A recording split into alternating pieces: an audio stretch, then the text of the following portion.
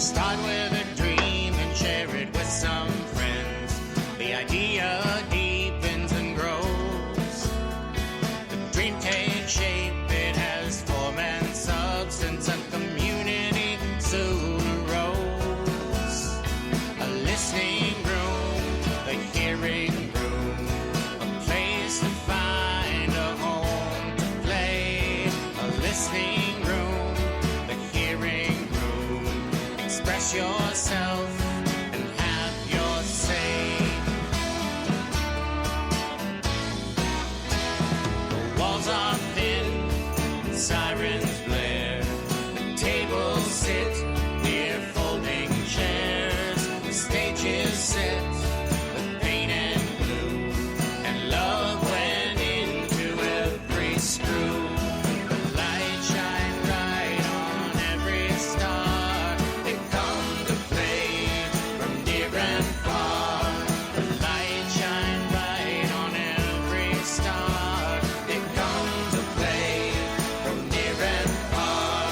A listening room, the hearing room, a place to find a home to play. A listening room, the hearing room. Express yourself and have your say.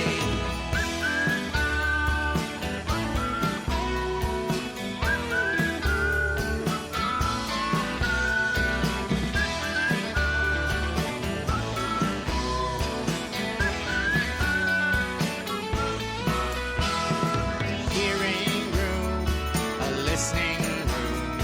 You're welcome here, so have no fear. The hearing room, the hearing room.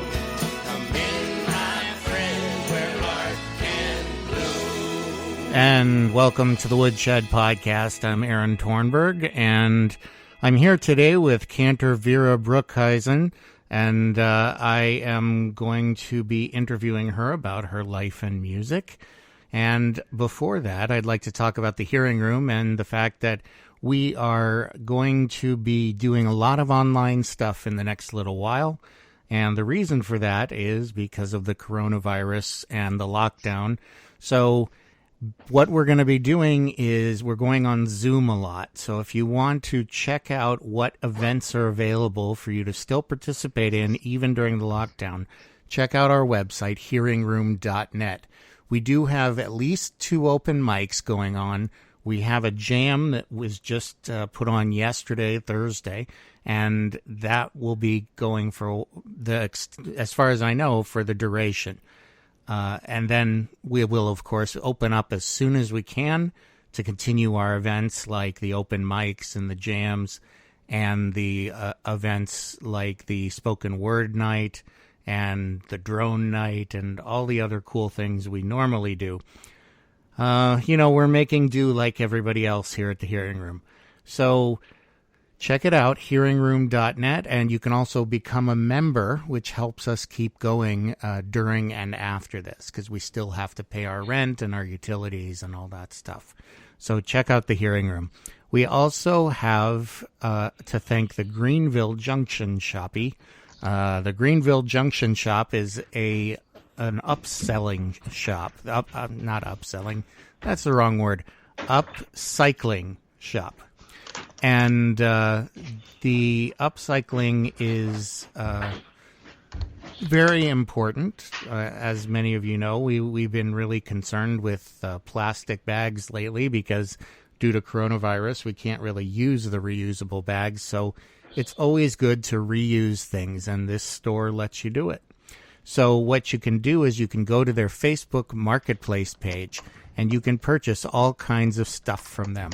So the place you look is Greenville, Greenville, Junction, JUNKTION, Shoppy, the Greenville Junction Shoppy. And you can go to Greenville, New Hampshire after the coronavirus is no longer in our lives, or at least not keeping us locked in our houses. When that happens, you can go to Greenville, New Hampshire. They've got a brand new store with the items you can purchase right there. and that's pretty exciting. But for now, go to Facebook Marketplace, and they will deliver stuff to you as you need it. So that's Greenville, JUNKTIONSHOPPE. All right, Cantor Vera, how are you? I am well. Thank you, Aaron. It is nice to be here. So, should we call you Cantor Vera on the podcast, or just Vera? Perfect. Okay. Yeah. So you are somebody I met because I was active at the congregation in Haverhill, Massachusetts. The congregation is Temple Emanu-El, and you are now the spiritual leader of that congregation, correct? Yes, that's right. That is my privilege. And so let's talk about your background a little bit. Where did you grow up? I grew up right here. I grew up in Cambridge, Massachusetts, Cantabrigian, born and raised. Wow. And so you were brought up in Cambridge, and did you go to Cambridge Rindge in Latin, or? Actually, no. I went to the Commonwealth School for high school, but I did go to Kesher, which was and is a wonderful Hebrew after school. At that point was run by Linda Echt and Cantor Beth Levin, who's now at Shir Tikva in Winchester, and I didn't know this until I applied for the job in Haverhill. When I was going through Kesher, Beth was the cantor up in Haverhill at Temple Emanu-El, where I now serve. So there's a certain element of beshertness, intendedness that emerged once I settled down up here. So what's a cantor? I know what a cantor is, but why don't you explain it? What is a cantor? A cantor is fundamentally a shaliach tzibur, an emissary of the congregation in prayer. Insofar as prayer goes, that is how we understand ourselves to be catalyzers of prayer, facilitators of prayer, and carriers in our voices at those times when the congregation needs one voice to carry them. But our aim, our training is all towards helping congregations engage in the art and the practice of creating and marking sacred time through various sound signifiers. A lot of that is in the nusach, the traditional melodies and modes, which are used to chant different parts of the service at different times of day, of year. They vary depending if it's a weekday or Shabbat or a festival or high holidays. We also are trained in chanting sacred text, so chanting the Torah on Shabbat, and on the high holidays, chanting the Book of Esther, chanting from the Haftarah. There are 6 different modes of cantillation, 6 different musical systems, though they all use the same graphic punctuation, the same te'amim, those trope signs, which are not the vowels on the words when you see them in punctuated text.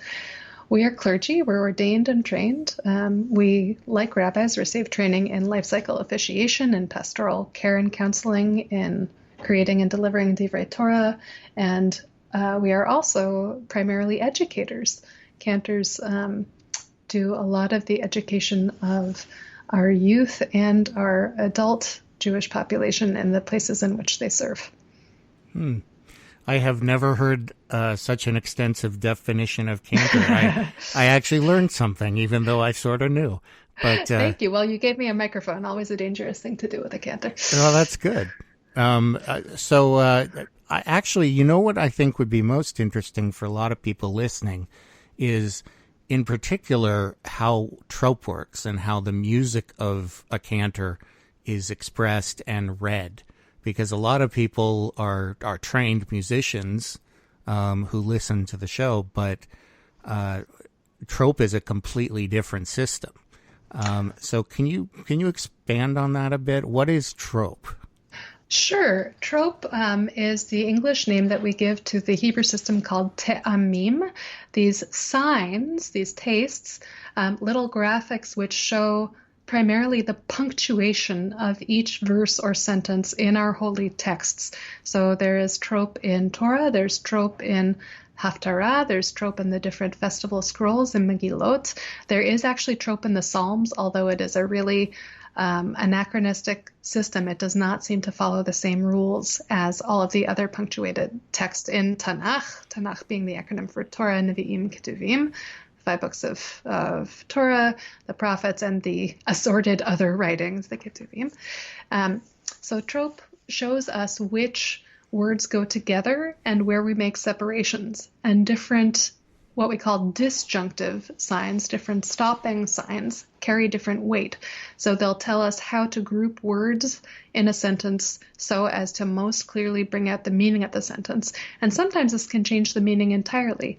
In biblical Hebrew, for instance, you can change the tense of a verb by simply adding a vav with or without a vowel on the front. So the past tense in biblical Hebrew is something we call vayiktol. You add a vav with a patach, with an a vowel on it, and then you shift the stress of what is otherwise a past tense verb from the middle of the verb to the end.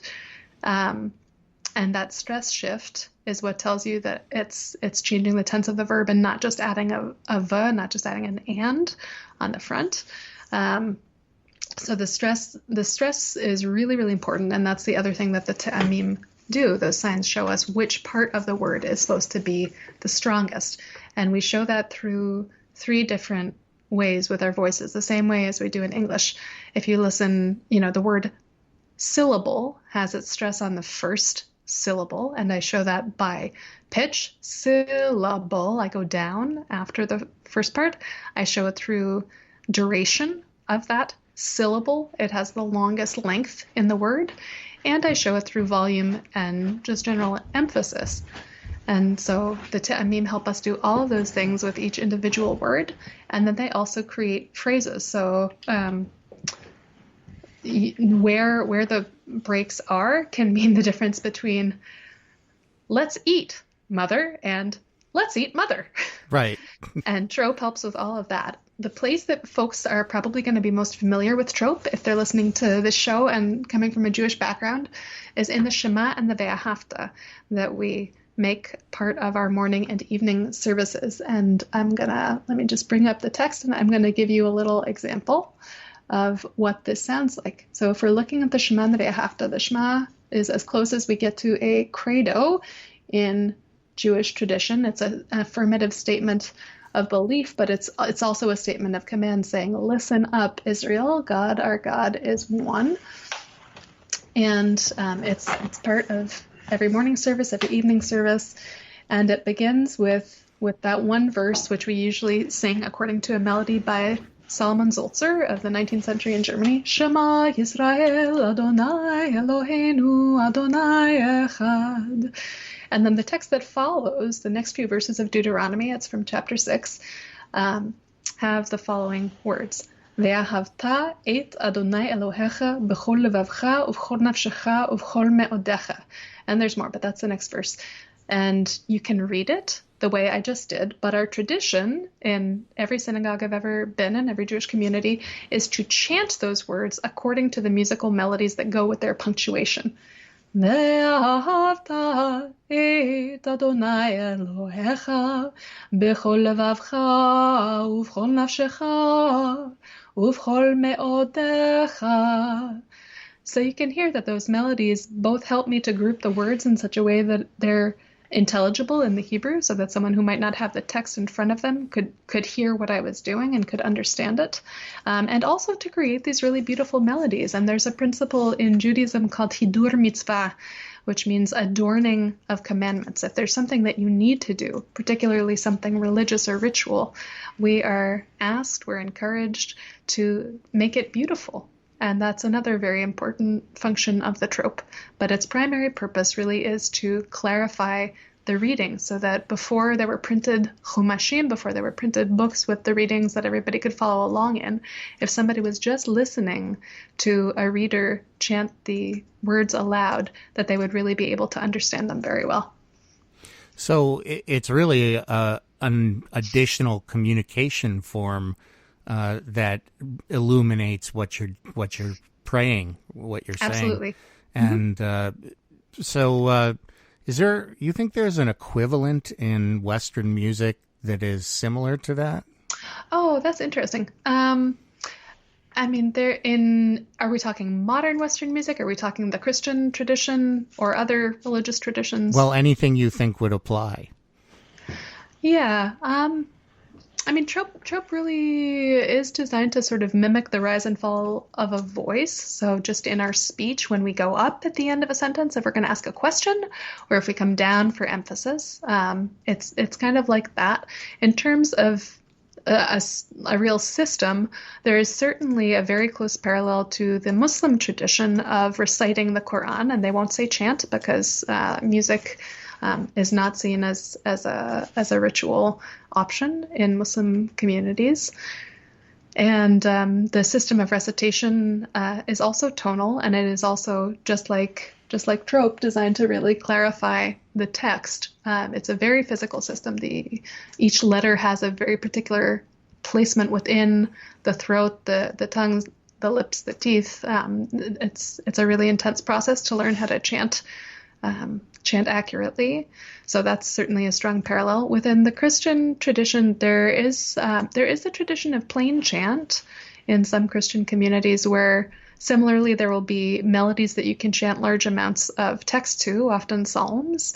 But I don't believe that that's differentiated in the same way. That's closer to nusach, where there's a musical mode that you can chant in, and then there are clear motifs of opening a sentence or opening a paragraph. And then there are chant tones where you can cram a whole lot of the text that you need to onto one tone.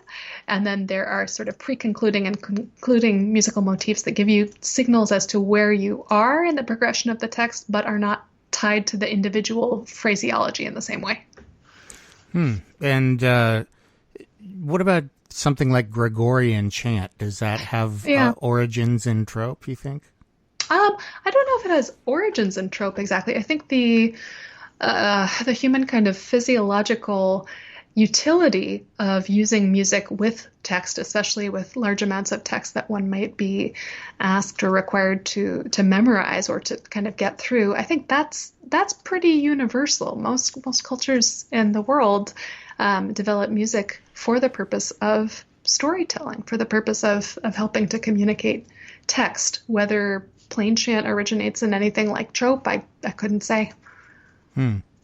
Now, trope is used a lot for prayer, but it also is part of what you do for Torah reading. So that story, right? So trope is primarily used for reading text. The places that occurs in prayer are just places where there are chunks of text that have become incorporated into the liturgy. So, for instance, the Ve'ahavta that we just looked at, that's a direct quotation from Devarim, from Deuteronomy, that has become part of our liturgy, but really originated and is Torah text. So trope is just for text, even when that text is used in different contexts. And then nusach is what we use for non-textually quoted liturgy, if that makes sense. It's so like a folk song in Judaism. What is that? A piyut, liturgical poem that was created to augment or replace part of the liturgy. We might use nusach for that, or it might have its own melody, which might have come from a folk song or be newly composed. Okay. So where did you get your interest in becoming a cantor? I mean, did you start music early? I've been making music all my life. Some of my earliest memories are being 2 and singing along to the Queen of the Night. I had those notes then. I don't now. I sang in children's choirs. I spent a lot of my time with a world folk singing teenage group called Village Harmony, which is still active, runs out of Vermont, and does both national and international camps and tours. There's an adult component called Northern Harmony that's semi-professional. And so I spent a lot of time with folk music in that way. And then I went to the University of Toronto's Faculty of Music for my undergraduate work and got a degree in music history and theory. And at that point, I wanted to work in music, but I was piecing together several different jobs on a really limited work visa. And I thought, I would like to have just one job that I do. Why don't I try out medicine? And started doing pre-medical science courses in the course of a very long year, I found at the end of it I wanted to go to a farm for a summer and just work there. And I started singing more and more with the other folks who were on that farm. This was the Rochester Folk Art Guild in upstate New York.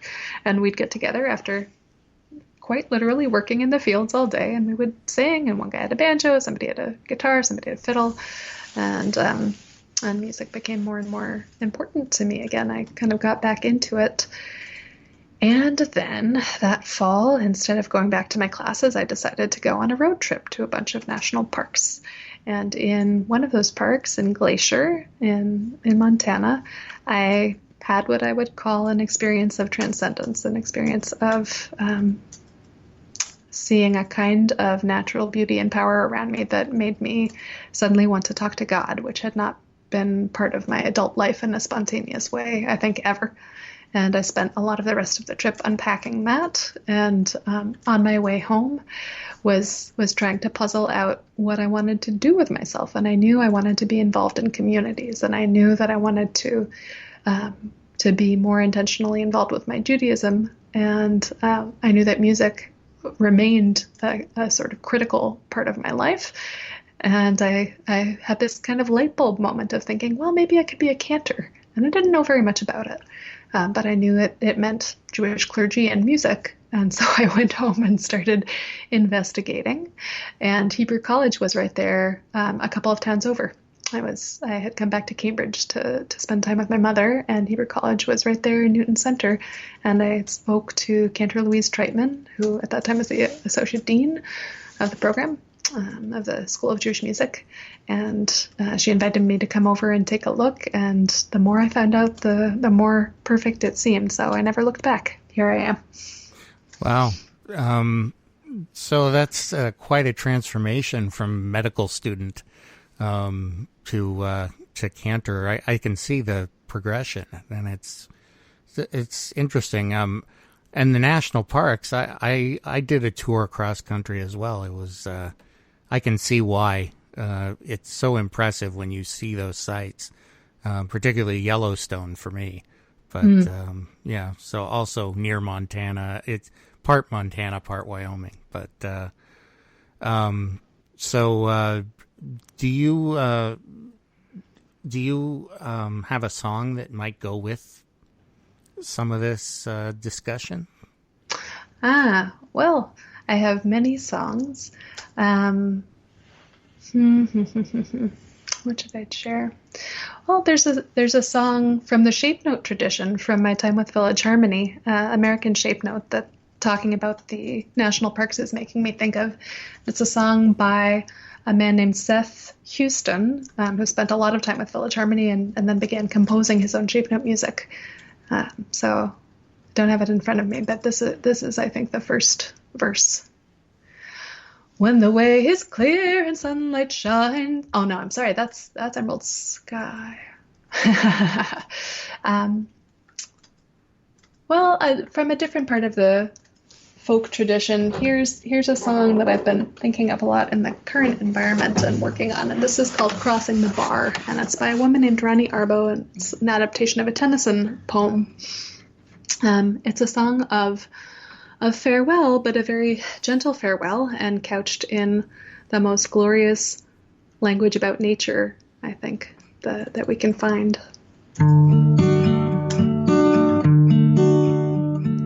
Sunset and evening star, and one clear call for me, and may there be no moaning of the bar when I put out to sea, when I put out to sea, when I put out to sea, and may there be no moaning of the bar when I put out to sea.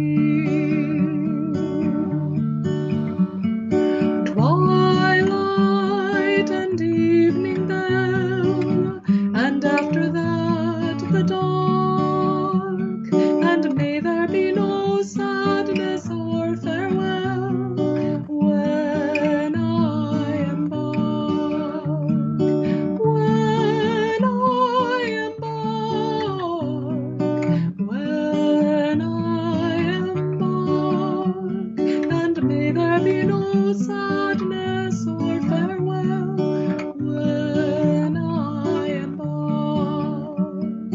such a tide as moving seems asleep to fall for sound and foam, when that which drew from out the boundless deep turns again home, turns again home, turns again home, when that which drew from out the boundless deep turns again home. For though from out our bourne of time and place the flood may bear me far, I hope to see my pilot face to face when I have crossed the bar. When I have crossed the bar, when I have crossed the bar, I hope to see my pilot face to face when I have crossed the bar. When I have crossed the bar, when I have crossed the bar, I hope to see my pilot face to face when I have crossed the bar.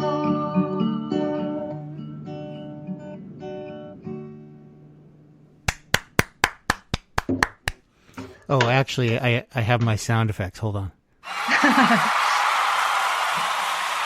Okay, Oh, that's a lovely sound. Yeah. We don't hear big crowds like that right now, so, might as well throw them in. No, but it's good that people are staying home and staying safe. I think that's the most important thing we can do right now. Right, So, and we can imagine the big stadium crowd, so yeah. that's all you need.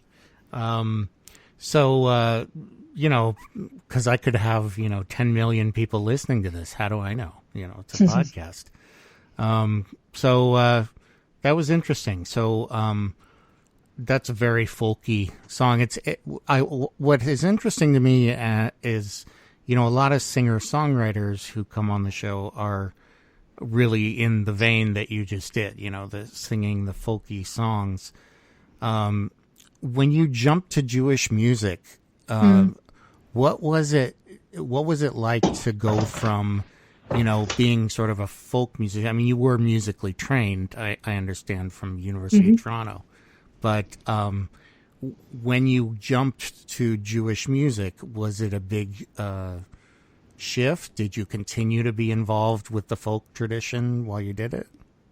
It didn't, well, learning Nusach was a big shift. I had not grown up kind of steeped in that part of the tradition of all of the different sort of sound signifiers for parts of the year, because we were not hugely observant when I was growing up. I didn't go to shul a lot. Although when we did go, it was delightful. It was Temple Beth Shalom, the Tremont Street Shul in Cambridge. And also, when I was growing up in Kesher, Beth Levin brought some wonderful Jewish music to us, and a lot of it really was in that sort of folk song style. So I grew up with a lot of Debbie Friedman. I grew up with that beautiful setting of the Hannah Senish, Eli, Eli in my ears. Beth made a lot of harmony with us and really encouraged us to do the same. So that repertoire was all still very, very accessible and felt very easy to integrate. The Nusach, and then the more elaborate, what we call chazanut or chazanas with the Eastern European pronunciation, that was new. That is beautiful music. It can be phenomenally dramatic, and bringing pieces of chazanas into a service are those moments when a cantor or a chazan really steps into the largest presentation of that role of shaliach tzibur, of emissary of the congregation. So still a facilitator of prayer, but concentrating a lot of the musical experience into their own voice. It's very florid. It is from within, that grounding of nusach, that grounding of temporal sound. And it can be very florid, very elaborate. There was a lot of crossover in the golden age of cantors between cantors and opera singers. Richard Tucker being one example. But the great sort of they sound like operatic tenors. David Reutmann, Jesla Rosenblatt, these incredible voices from almost 100 years ago. Some of them made these settings of pieces of liturgy and pieces of sacred text that can move you to tears. And so that was a whole new repertoire for me. That was also very exciting. And apart from that, I mean, some of the principles of folk singing, of people singing together, people creating and perpetuating music that moves them as a community, those are not so different between folk singing and being a cantor, being a chazan who wants to foster and encourage and facilitate communal singing in her or his or their congregation. So teaching clearly, encouraging other people to lead, demonstrating, and then sometimes, preparing, kind of pre-planting harmony, whether that's through choir or through members, sitting among the congregation. All of those pieces of musical facilitation felt very transferable. Mm. So when you became interested in Jewish music, you seem to, you still had that folk tradition, but when you did the trope, what was the learning curve on getting into that system? Was it for trope? Yeah. Is it very complicated? I mean, obviously requires some Hebrew to begin with. But, so I had to get the Hebrew back up to snuff. I did a year of online Hebrew before formally starting the cantorial program, and that was really helpful. Similarly with the trope, I took kind of a primer course my first year, and then dove into the real cantorial breakdown of it, which gets into much more detail with the relative strengths of the different disjunctive tropes and kind of the grammatical system of it. Josh Jacobson wrote a voluminous and comprehensive book on the topic called The Art of Cantillation, which is a great book and has all of the 6 musical systems notated. So that was the bulk of our work. The learning curve, it wasn't horrible. I mean, a lot of it, like anything else with music, is just practice. So going to synagogue, hearing it, practicing my systems, practicing my texts. Our courses were very good. We had lots of opportunities for what some of my teachers call at-bats. And also because I had learned the trope as I prepared for my bat mitzvah with Beth, some of it came back, just like riding a bicycle when you start using the skill again. But I was also learning systems that I'd never learned before. I hadn't known how to chant Esther when I was 12. So that was new. So what kind of stuff did you have to do in order to learn the Hebrew part, though? Was it difficult to get into that? Did you go to Israel for a year, or were you already up to speed on the language? Yeah, I took 2 years of Hebrew, including some semesters of specifically biblical Hebrew. I and all of my classmates did, both rabbinical and cantorial. I did not spend a year in Israel. There is currently, it is hard to do cantorial coursework as a woman in Israel. That is the way the current religious realities are. So I didn't spend a year there. I did go for about 3 weeks in the middle of my 4th year of school, which was rewarding, which certainly helped with the language. And apart from that, getting familiar with the Hebrew of the text that I was studying and learning how to chant and bring out was just a process of repetition, of going through the texts, of saying them, of chanting them, of looking up any word I wasn't sure of, really becoming comfortable with the meaning so that I could speak and sing it with the full sense of the words, knowing exactly what I was speaking and singing. Mm-hmm. And how about another song? Something, maybe, could you do Eli Eli, maybe? Sure. So this is more of a folk song, or if you can't do that right now, anything. No, I can do it. Okay. So this is, I'll have to look up who wrote this setting of it, but it's a song by a Jewish woman who I've always admired ever since I first read a biography of her interspersed with her letters that her mother put together. Her name is Hannah Senesh. She was a Polish woman, a young woman, who at the beginning of World War II made Aliyah to Israel, worked on a kibbutz, and then when she realized what was happening back home and how badly people were needed to help be freedom fighters and to help smuggle other Jews out into safety in Israel, she volunteered to go back.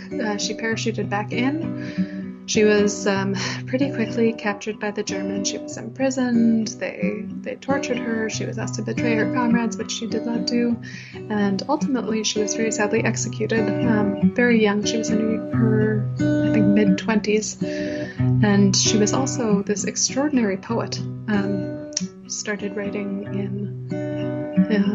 in Polish, and then as she lived in Israel and got more and more fluent with Hebrew, she started composing poems in Hebrew as well. And so this is one of hers, which is so so famous and so beloved. Eli, Eli, shelo yigamer le'olam, hachol v'hayam, rishrush shel hamayim, brak hashamayim, tfilat ha'adam. So I'll sing the Hebrew, and then the second verse is the English translation. And I learned this one, as so much else, from Beth Levin. Eli, Eli, shelo yigamer le'olam, achol v'hayam, rishu shel hamayim, Hashamayim, Tfilat Adam, Achol v'hayam, Rishru shel hamayim, V'rak Hashamayim, Tfilat Adam. Oh God, my God, I pray that these may never end. The sand and the sea, the rush of the waters, the crash of the heavens, the prayer of the heart, the sand and the sea, the rush of the waters, the crash of the heavens, the prayer of the heart.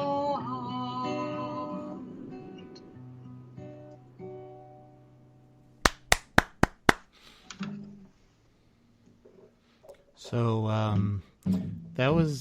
that's a beautiful song. Here's a little applause. So I've done that too. That's in my repertoire. That's a great one. That's why I wanted to hear it. The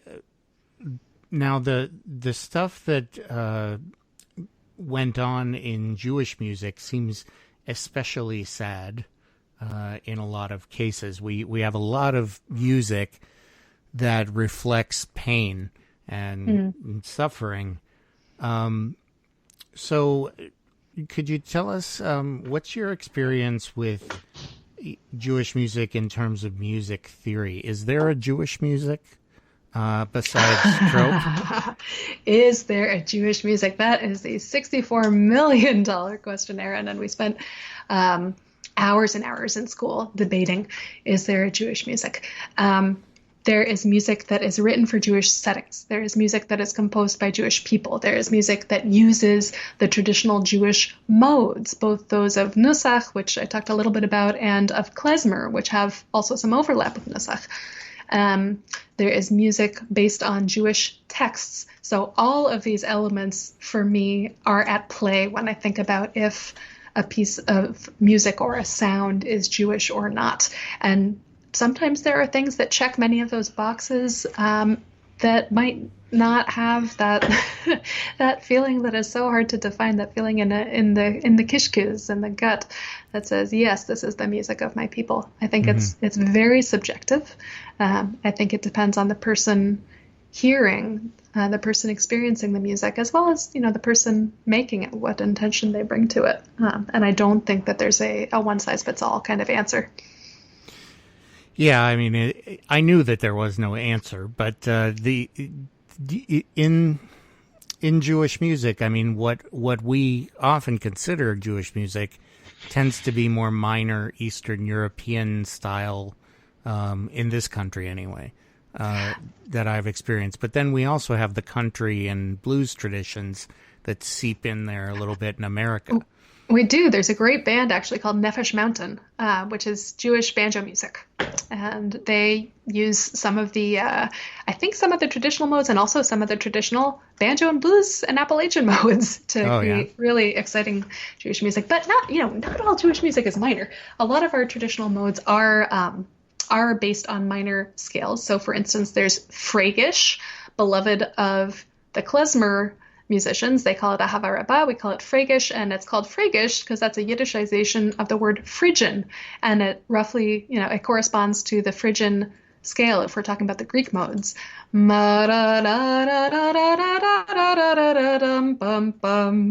you think of Hava Nagila, Hava Nagila, Hava Nagila v'nismecha, that flat second is a real hallmark of Freygish, and that's a very famous Jewish mode. There's also what we call Slicha, or Ukrainian Dorian, which is like Dorian but with some altered intervals, and that we use for real kind of pleading, sobbing, we have sinned, forgive us, God. Slach lanu avinu ki chatanu, Machalanu malkenu ki pasha'anu ki mochel v'soleachata. That kind of sound. So those are strong minor sounds. But there is nothing that is not Jewish about a song like Od Yavo Shalom Aleinu. Od Yavo Shalom Aleinu. Od Yavo Shalom Aleinu. Od Yavo Shalom Aleinu ve'al kulam. Od Yavo Shalom Aleinu. Od Yavo Shalom.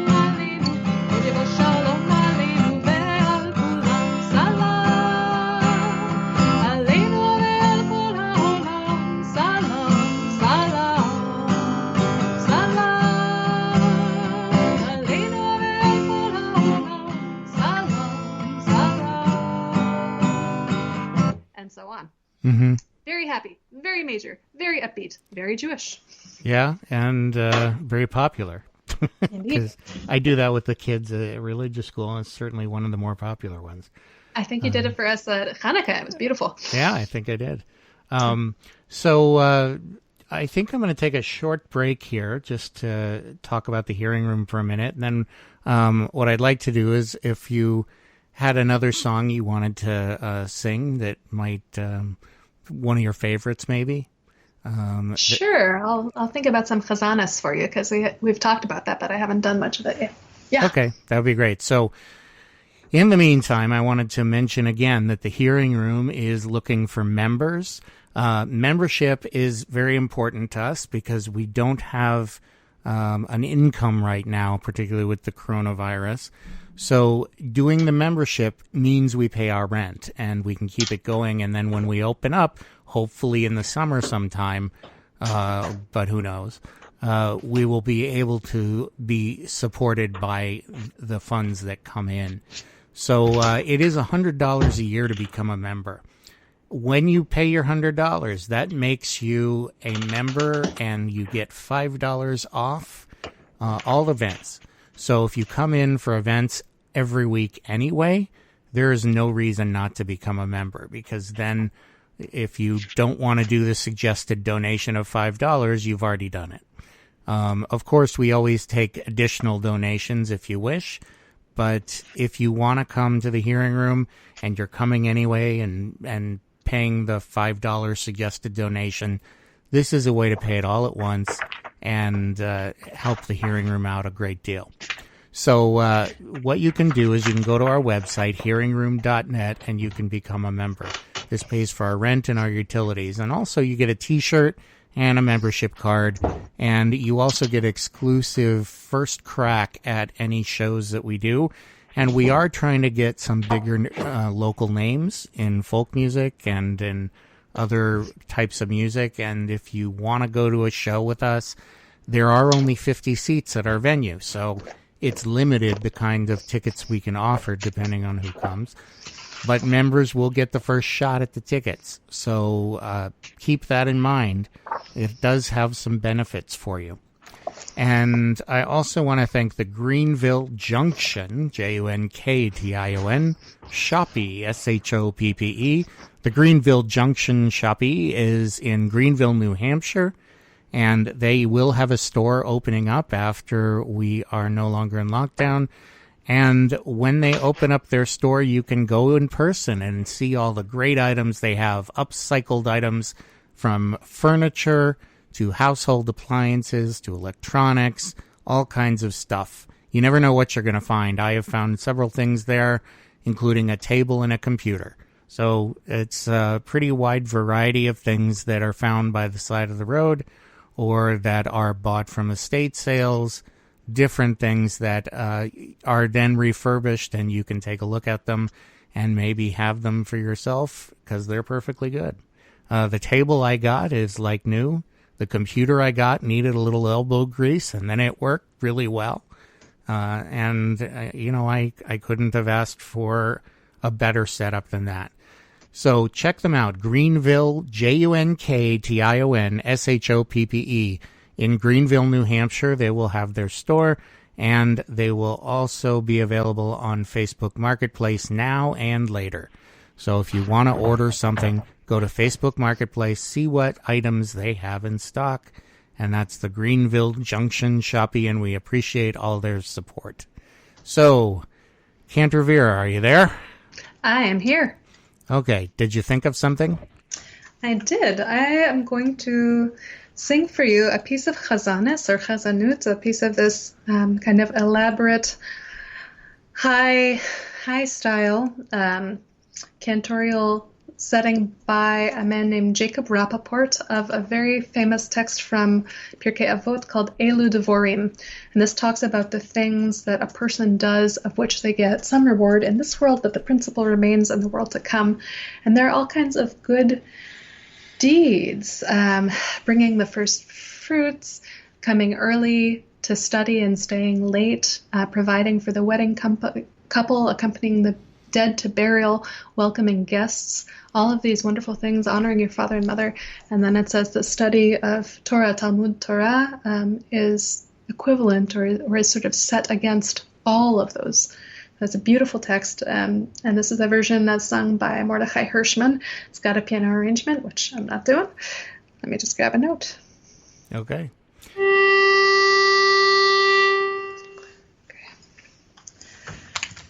Elu devorim she'en lohem shiur, ha'peyo ve'habikurim ve'horayon, ugemilus chasodim ve'salmod Torah, ugemilus chasodim ve'salmod Torah, elu devorim she'en shiur. Devarim she'en lohem shiur. Ha'peyo ve'habikurim ve'horayon. Ugemilus chasodim ve'salmod Torah. Elu devarim she'en lohem shiur.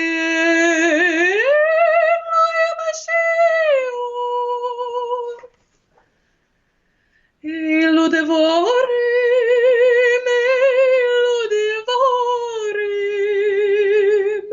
she'od mochil piroseihem bo'olam hazeh ve'hakeren kayemes le'olam haba ve'hakeren kayemes le'olam haba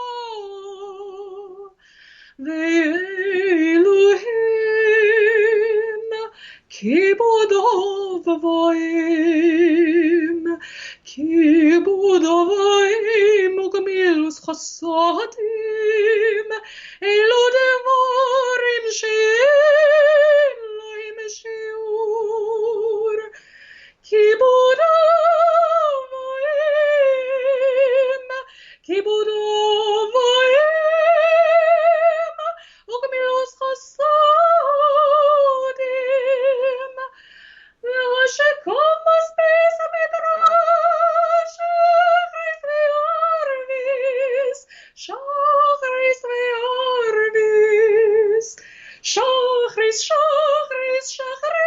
וערביס, והכנסו סורכים, והכנסו סורכים וביקורחולים, והכנסו סורכים וביקורחולים,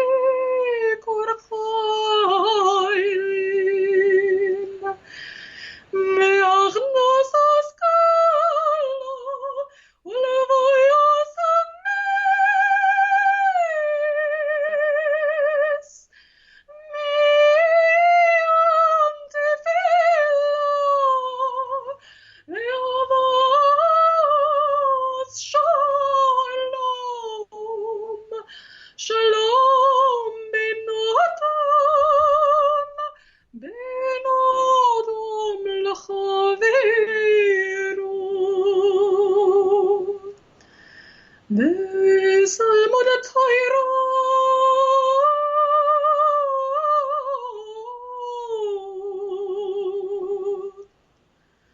וסלמוד התורה כנגד כולם.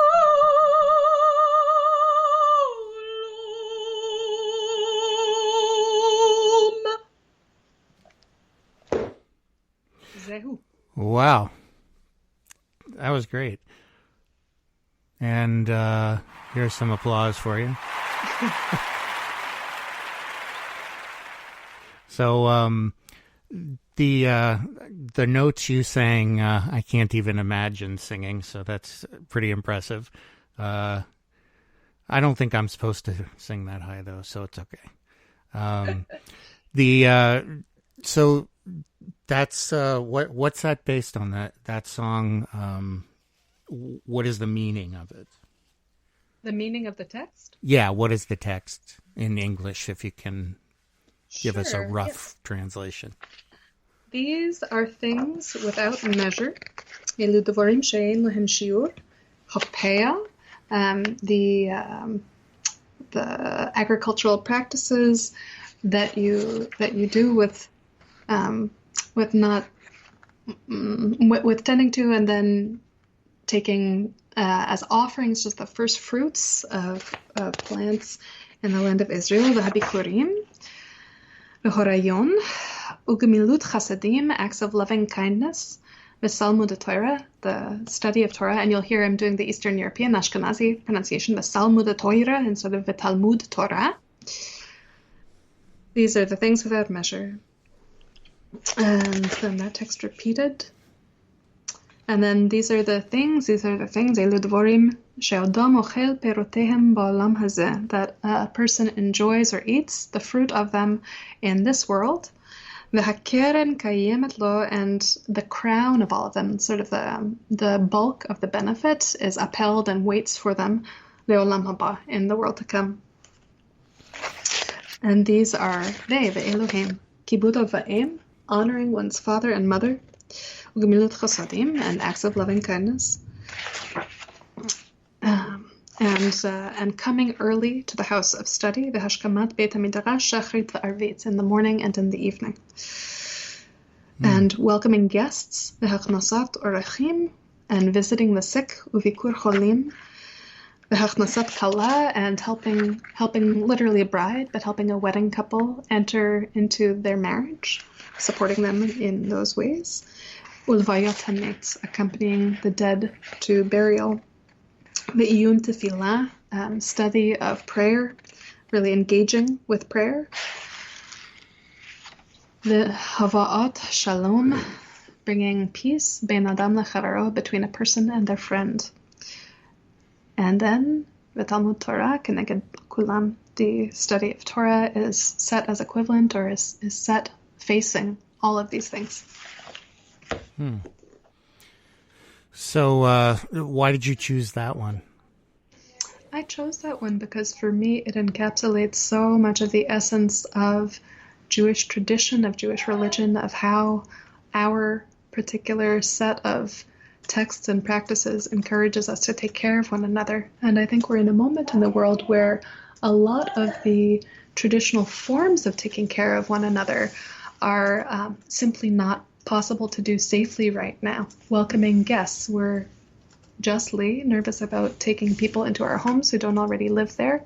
In this age of coronavirus, weddings are being canceled and put off. Funerals are usually just the direct mourners and everybody is spaced at least 10 feet apart. All of these ways of showing up for one another are in this moment very difficult, but we recognize how necessary they are, and we look forward to the time where we're able to do them in person again, and we remind ourselves that these are the ways we show up for each other in community, and we work our tuchuses off to find virtual approximations of them, even when we know it's not the same.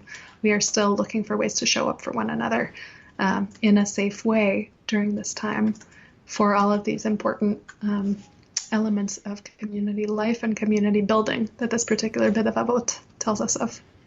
So, and also I love the music. Yeah.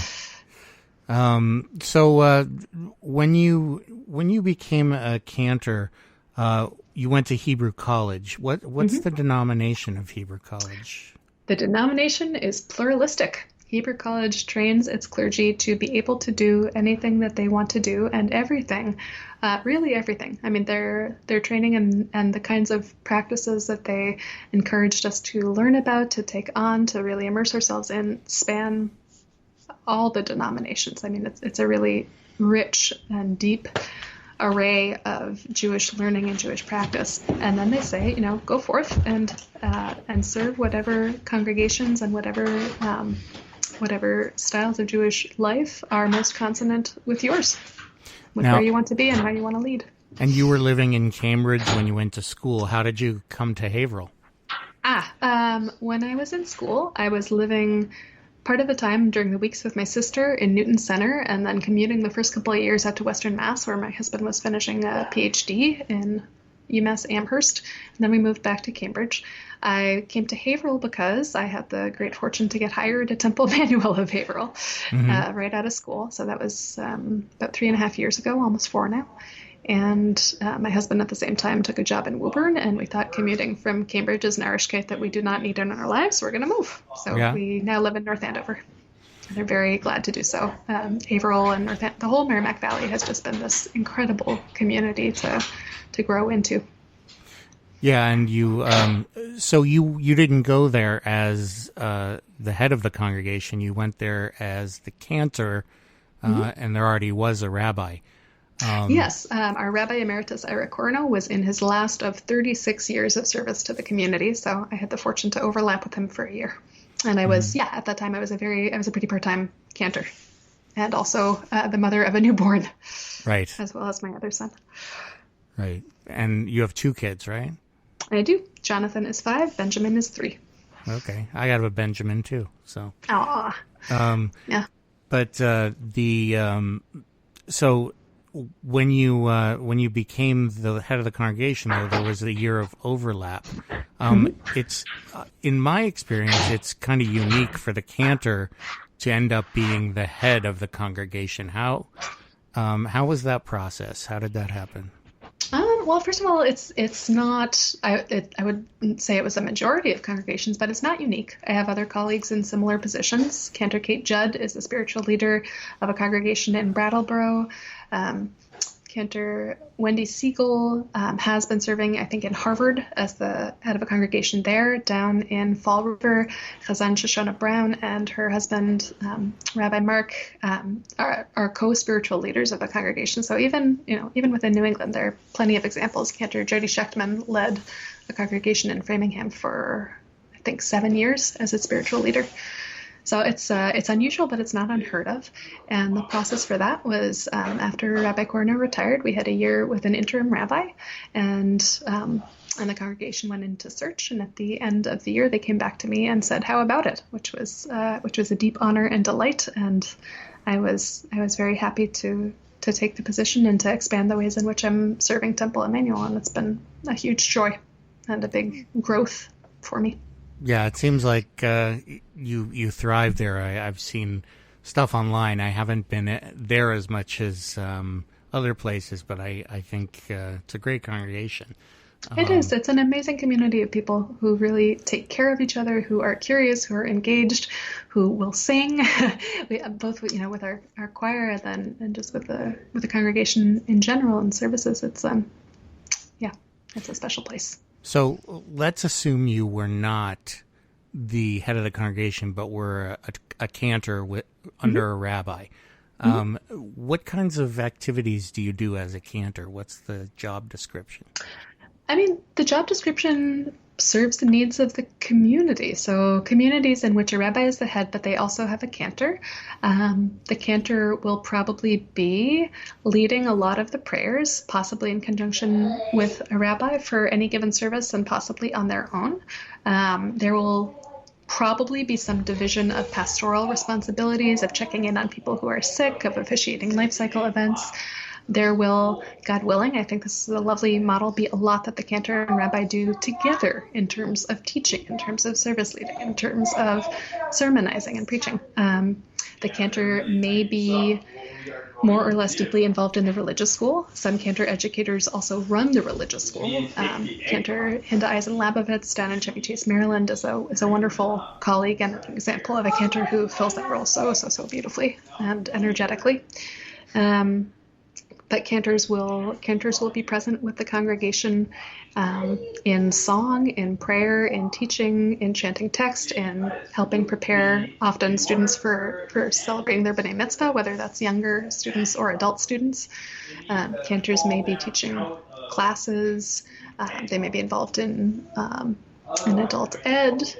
Yeah, the scope of possibilities is endless. And something that I find fascinating is at this time and place in Jewish life, the potential functional overlap of rabbis and cantors is almost total. A lot of what both clergy are asked to do are very similar in terms of service leading and teaching and officiation and pastoral presence. But the training is really the biggest difference. The bulk of cantorial training really does focus on leading a service, on bringing the liturgy to life, on chanting sacred text and teaching others how to do so, and in that process of Hidur Mitzvah from a musical perspective, creating musical programming, working with choirs, finding and bringing beautiful new expressions of Jewish feelings and Jewish principles to their congregation. Rabbinical study focuses more on text, on spending a long time with the 5 books of Torah, with the Chumash, with the Talmud, with the Mishnah, with Jewish law, with Kabbalistic thought. And so it's a different training orientation, and the skill sets that folks bring sometimes also overlap a lot. There are rabbis who are phenomenally musically talented. There are cantors like my favorite, Sarah Boltz, Cantor Sarah Boltz down in Washington, D.C., who spent significant amount of time with Talmud, and that's one of her great loves. So there are many possible kind of constellations and arrangements for a rabbi and a cantor working together in partnership. So have you written any music yourself? I have. Just a few pieces, especially in a Jewish context. I tend to write functionally. So if there's a piece of text that I want to bring out and it doesn't have a tune, I will write a tune. And what I'm going to play for you in just a moment is one of those where I was using the Machzor Mishkan HaNefesh, the new Reform Machzor, several years ago. And it includes this beautiful piyut by Rabbi Moshe Ibn Ezra, this beautiful liturgical poem for the time of Ne'ilah, the closing of the gates. And I had never seen it before, and I asked my teachers, and they had not seen it before, and there was no kind of tune that was ready made for it. So I wrote one, and I based it off of the Nusach for Ne'ilah, the traditional melody, which goes,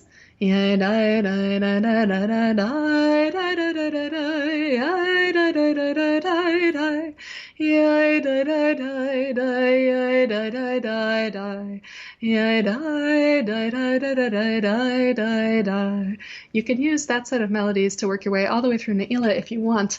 And I took it and kind of metricized it and created this tune. So you'll hear some drum. Lech b'simcha echol lachmecha u'shatev v'lev tov yenecha. Lech b'simcha echol lachmecha u'shatev v'lev tov yenecha. Elohim hadar b'mromecha shema enkat emunecha.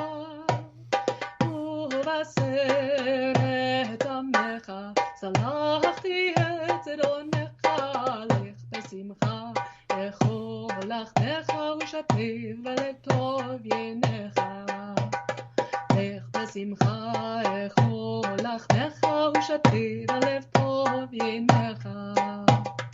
Ha'et ne'ilat sheharim ve'et hashemesh lavo ve'yazem kippurim alam bachar lechabavo. Lech b'simcha echol lachmecha u'shatev v'lev tov yenecha. Lech b'simcha echol lachmecha u'shatev v'lev tov yenecha.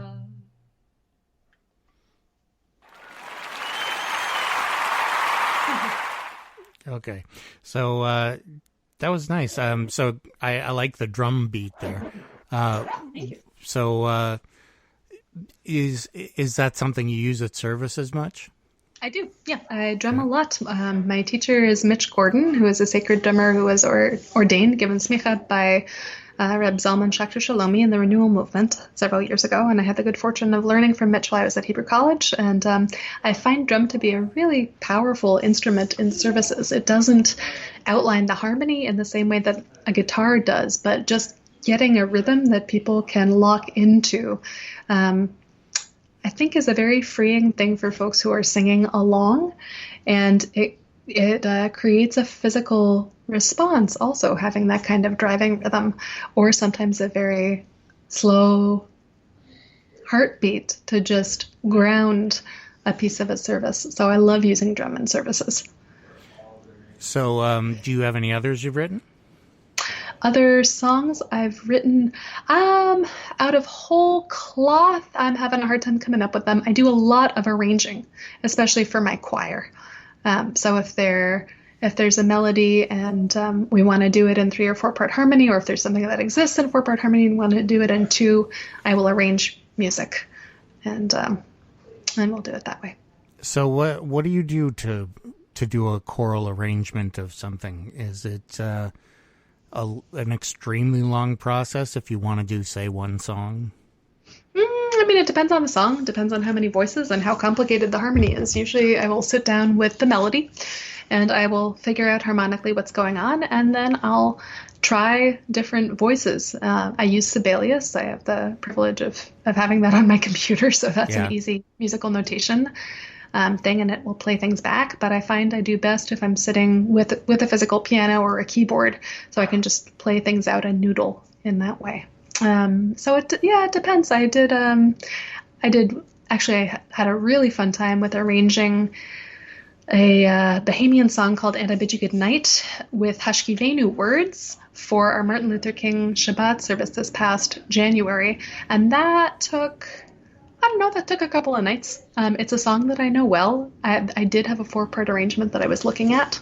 And then there was also a recording of Patricia Buzzard with who was part of a show called, I think, Music of the Bahamas, and there's a great video of her and this big chorus singing it. So I took some from each arrangement and created something for our temple, and then of course putting the words of the Hashkivenu on there was our own chidush, our own innovation. So we have some verses in Hebrew and some in English. Now the Martin Luther King Jr. Day service, is it actually on the day usually? It is on the Friday night before. Okay. So whenever that weekend is, as you know, there's a whole wonderful string of celebrations and commemorations and events. In Haverhill, the communities that I am part of, we have our Shabbat service on Friday night, and we're very blessed by Calvary Baptist partnering with us for almost 40 years at this point to create that services. Our choirs rehearse together. Calvary Baptist pastor comes and gives a sermon. Their music director, music minister, Joe DeVoe, brings and partners in just amazing music. It's so good to bring the choirs together because we rehearse together and people really get to be in relationship with one another. And then as the weekend progresses, there are breakfasts. There's one that UU Haverhill and Calvary Baptist co-host. There's an NAACP breakfast, usually on the Monday morning itself. And so we take the Friday night and we celebrate Shabbat in light and in celebration of Dr. King's teachings and their resonances for us and their application to modern issues. How long do you rehearse with the other choir? Varies a little bit year to year, but usually we get together 4 or 5 times. Mm-hmm. And Bradford. Sorry, go on. No, go ahead. Bradford Christian Academy, which is a Christian high school that lives in our temple. They hold school during the week, and they've been just incredible partners and tenants. And so their choir has also joined with us in the past several years to be part of the service. So there are sort of 3-part rehearsals and different combinations of choirs that happen. What did you do this year? What pieces? What music? So the Hashkivenu was the kind of biggest new thing on our end. Music minister Joe DeVoe always brings new music, a few different songs. Let me pull up the outline from this year. We have for the past several years done an amazing piece by Batya Levine and Noam Lerman from the modern Jewish tradition of activism called We Rise. Batya and Noam wrote this after visiting and being part of the protest at Standing Rock back in fall of 2016, if you remember that far back. A lot has happened since, but the song continues and endures, and it's just an incredible expression of resilience and protest. I believe Batya is one of the Hadar Institute's fellows, Rising Song Institute's fellows this year, so I believe she's making a recording, and this will be on it. Love that song. There's a very jazzy arrangement of the traditional Vishamru V'nei Yisrael by a guy named Bowen. So it's got a Vishamru V'nei Yisrael Et HaShabbat La'asot Et HaShabbat Ledorotam B'ritolam Bum Bum Bum, etc. We did Hush, Somebody's Calling My Name as an intro to the Shema.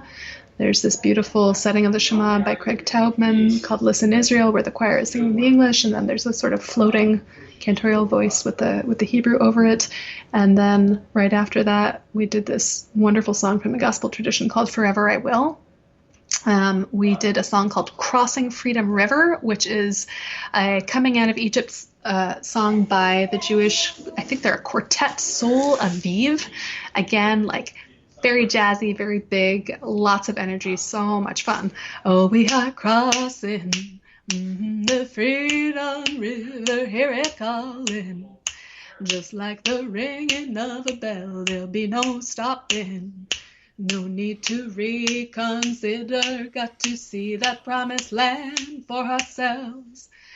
And kind of improvisatory verses. We were also very blessed. For the first time this year, there was a liturgical dancer, Sheila Upchurch from Calvary, who danced during Hush, Somebody's Calling My Name. And that was beautiful and just brought this incredible texture of movement and a physical presence to the spirituality of the Shema. So that was amazing. Yeah, so liturgical dances is something that's fairly recent, isn't it? I believe so. I mean, it comes out of the Christian tradition, so I'm not as familiar with it as somebody from that tradition would be. This was my first in-person experience with it. She danced again at the NAACP breakfast, so I got to see it a second time. I think it's pretty recent. I think it's the past several years that it's been developing in the Christian world, but that would be a good question for somebody from Calvary. Yeah. Well, let's see if anybody's available. I don't know. So what else would you like to play? I think I'd like to sing that song "We Rise" for you. It's a It's a modern song. It's a song. It's a song on the times. I think we would say it feels very relevant. It feels very urgent. I'll just sing you a couple of verses of it. Okay. We rise, humbly hearted rise. We won't be divided, rise. With spirit to guide us, rise.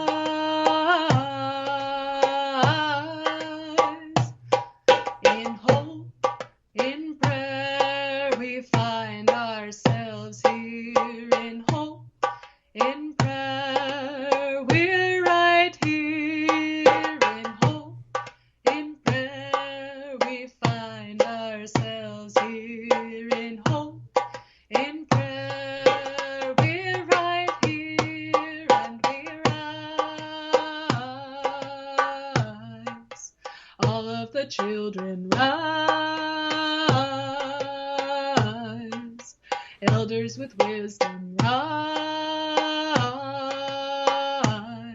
Ancestors surround us, rise. In hope, in prayer, we find ourselves here. In hope, in prayer, we're right here. In hope, in prayer, we find ourselves here. In hope, in prayer, we're right here. So there's Atia Levine. Look out for her record when it comes out. She is a powerhouse of new Jewish music. Sorry, I think I cut off the name. Who is it? Oh, Batya Levine. Okay. And I think Hadar's Rising Song Institute is helping her create her first professional recording of a lot of her music. But this, I think, will be one of the tracks on that album when it comes out. Okay. Yeah, it was a nice song. So you do have some younger people who sort of are under your auspices at the synagogue. And what do you tell them? Are there any that you've tried to sort of mentor and do more Jewish music? In a cantorial way, there are many, many talented and wonderful young folks at Temple. They bring so many different gifts to Jewish life, and it's a real pleasure. I have very much enjoyed working before B'nai Mitzvah with some of my students, and many of them have chosen to keep laning after having celebrated their B'nai Mitzvah, which is exciting for me. Some of them will lead parts of services as well. When you say, what do I tell them? What are you asking me? Well, I ask this question of everybody: is what kinds of things do you say to somebody who wants to, let's say, be a musician? So how do you do that with them? What do you say? Somebody who wants to be a musician, or a cantor, or a cantor. As with most callings and most professional music career paths, I think you really have to want it. It takes a lot of practice. It takes a lot of schooling.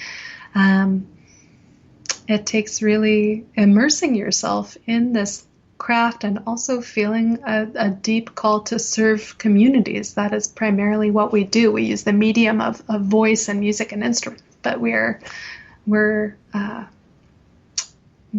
clergy. We're serving a community's needs.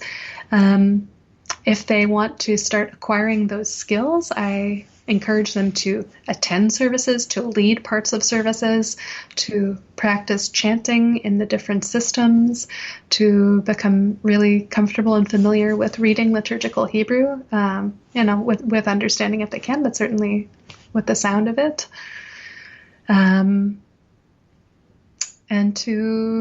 And also to try out different things, to find out what kind of music they gravitate towards, what kind of other skills they have that they want to develop. Being being a clergy person, being a cantor, means involving your whole self in your work. And it's helpful to know what is sustaining to you, what you can do with love for a long time. And so as with any other, any young person in any process of figuring out what they want to do, I would say experiment, find out what you gravitate towards, find out what you think you're good at, find out where your growing edges are in relationship to this profession or this calling that you want to pursue, and then give it everything you've got. When you're figuring it out at a young age, you have a long amount of time in front of you, and what you want to do may change, and there's nothing wrong with that. But give it a full try, see what you like. Yeah. So when you were doing that, did you grow up in a congregation where you were very active? Congregationally, no. Yeah. We were pretty solidly at Shoal, 3 or 4 days a year, for longer services for the high holidays. But I grew up in a Jewish home, so Pesach was a very important part of the year. Many Friday nights we celebrated together at home. Hanukkah was a big deal. Like we lived Jewishly, but we didn't spend a ton of time in Shoal. Mm-hmm. And did you find that it was easy to do once you got into it when you were older? What part of it? The sort of cantorial skills part, or living a more immersively? Well, you Jewish had an experience, right, in the national park. You said, yeah. So, what gave you the calling, I guess, to move toward a more organized version of spirituality? Well, Judaism is a spiritual religious language with which I grew up. I think that often when we feel a stronger call in ourselves to connect or to reconnect to the divine, we gravitate back towards the language that we first learned for that. And for me, that was a combination of Judaism and music. So that felt very homey. I mean, a lot of the rote skills took acquiring, but the sense of a Jewish neshama, a Jewish soul, was always there. And I should also say that while we didn't go to synagogue a lot, Kesher, that Jewish after school, was a very important part of my life for almost a decade. And we were involved there. I went to the B'nai Mitzvah celebrations of my friends and peers. We studied together. We sang together. We laughed together. We cooked and ate food from Jewish traditions together. So all like that environment felt comfortable. And what was Kesher through? Is it its own school? Yeah, it's its own Hebrew after school, so it's not a day school. I did go to Rashi for 1 year for kindergarten, but Kesher originated in Cambridge, and I believe is still there, and possibly also has a second location, though it's worth fact checking. And so I went from maybe second grade. Yeah, once I left Rashi, I went to Kesher either 2 or 3 days a week. I actually don't remember which. It might have been 3. I think it was 2 weekdays plus Sunday, for the next several years, and did some camp there as well, and prepared for my bat mitzvah with Beth, and then celebrated. So do you ever think you'd like to start recording, or have you recorded already? I have recorded. If you go to my website, which is www.verabroekhuysen.com, I feel like a presidential candidate now. This is amazing. You will find many recordings of me singing, some songs by other people, a couple of these arrangements and original recordings of my own.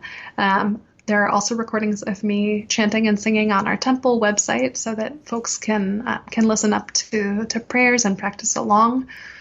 And that's www.Temple Emanu, all one word, TempleEmanu-el.org. We have a section of the website called Shabbat and Holiday Melodies. There's also lots of wonderful Pesach resources there for anybody who cares to check those out. So I do record using the same microphone I'm using now and my little computer setup. I have not recorded any kind of album at this point. It's just been never in piecemeal. The studio, or? Not as a solo project. No, I've been part of choirs that have recorded, but not on my own. All right. And what was your website again? Not the Temple one, but the Vera Broekhuysen. And could you Sure. spell that? Because that's Oh, gonna be yeah. an issue. Yeah, it's Dutch and gnarly.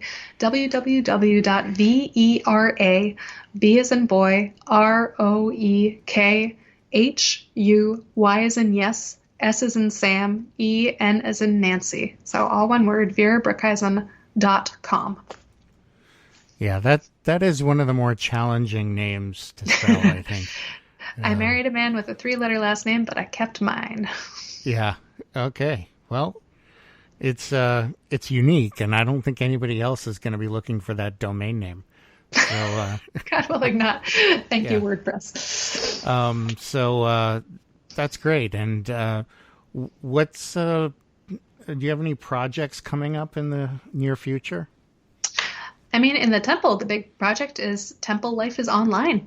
We are doing everything by Zoom, classes, services, religious school, and many of our events we're also streaming on Facebook Live. So transitioning, shul life to virtual shul life has been a big project.